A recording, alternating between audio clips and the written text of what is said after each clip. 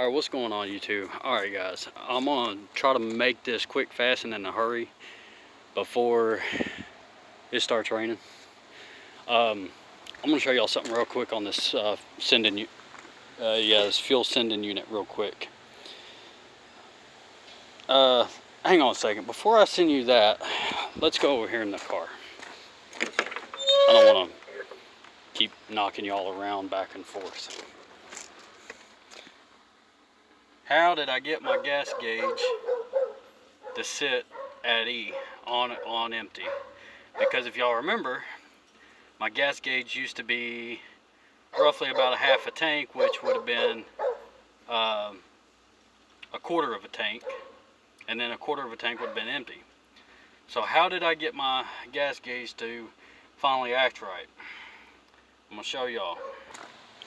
First thing is number one. Take your old sending unit, take your wire brush and just clean the terminals up. Clean those terminals. Take that plug off. If you don't know how to take that plug off, I'm going to show you real quick. Notice there's a tab. You press that down and pull your plug out. So hang on one moment. Alright, so I got my plug taken out. What I done is I took my wire brush and I took and cleaned up these terminals right here. I took and cleaned those terminals up the best I could with just what I had, because these wire brushes are going to kind of get down in there a little bit anyway. I cleaned that one up and I took and cleaned that one up. And then I took and just plugged this back in. I took my sending unit, I put it up underneath the car. I plugged my sending unit or my fuel pump back up to that plug. I let the sending unit dangle. Then I got in the car, plugged the battery in, okay, stuck my key in the ignition, and I was playing with the float. So basically you'll have it sitting over the axle, basically like that, and you'll have this plug, plugged in. So I got up underneath there while the ignition was on, not cranked, but just to the on position. I took and started playing with this because I wanted to see what my fuel gauge was going to do. So I just kind of kept playing with it a little bit. I went in the car and I noticed that the needle started going up. It's like, well, I don't want it to go up, I want it to go down. It's supposed to go down. So I started popping this a little bit.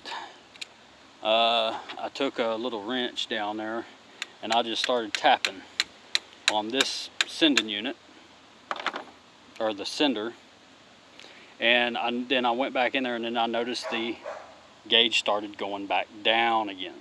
I was like, good, I want it to go down. So, and I just sat there and I watched the gauge, and once it stopped, I took and shut it off, turned it back on till the fuel pump primed, and I watched the gauge go down a little bit more. Shut it off, turned it back on, fuel pump turned on and off, watching the gauge.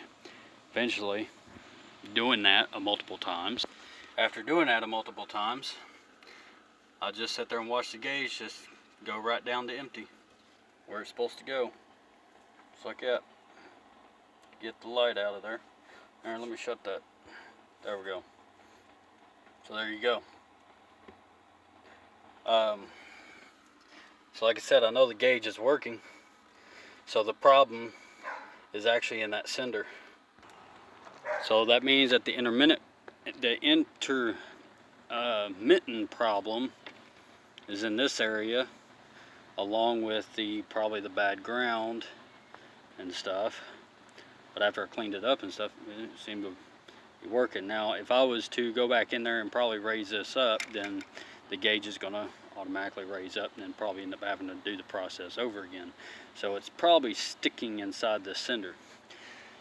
So hopefully, when I put the new sending unit in this car along with the new fuel tank, which I'll be getting one ordered probably at the end of this week, and get the new sender and all that stuff, new pump, then once I put gas in it, then the gas gauge on this car should read like it's supposed to. It should read properly.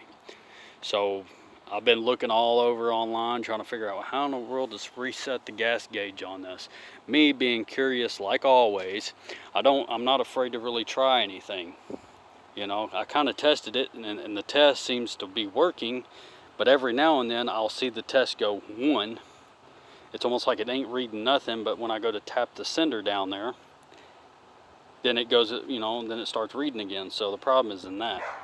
So once I get a new sending unit put in there, it ought to work. It ought to start reading like it should. So I just kind of wanted to share that with you guys. I mean, you know, if y'all are kind of having maybe the issue with the fuel gauge and y'all have already got the tank and stuff out and wanted to check that out, you know, don't hurt to try it, right?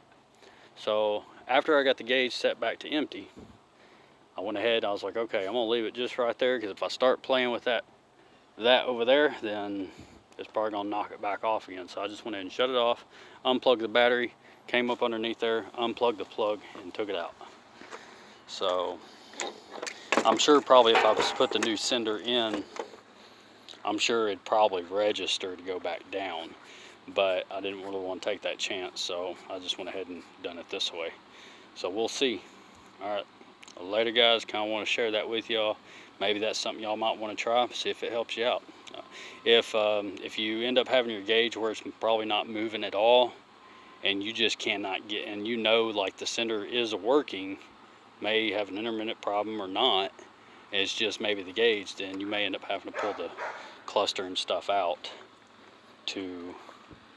and may end up having to figure out where the signal is being intermittent at. It could be a ground wire from the gauge to this. It could be maybe the power wire from that to this, or it could just be a worn out gauge itself. So, you know, but anyway, enough of me ranting, enough of me talking. I'm gonna get off here. Y'all have a wonderful day. Bye.